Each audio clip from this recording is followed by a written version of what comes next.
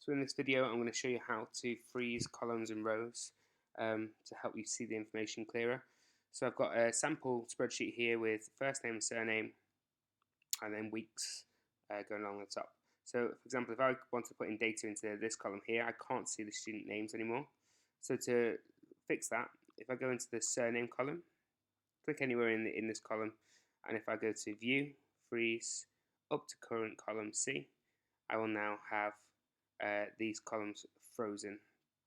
So if I go across now to 16, I can still see the child's names. Now, if I also wanted to, for example, say I had more data underneath here, when I scroll down, I can't see the headings anymore. So again, the same thing. Click on the heading that you want to be frozen. Go to view, freeze, up to current row. Oh, there we go. And now when I scroll down and across, regardless, I'm going to see this column here, this row, and these columns here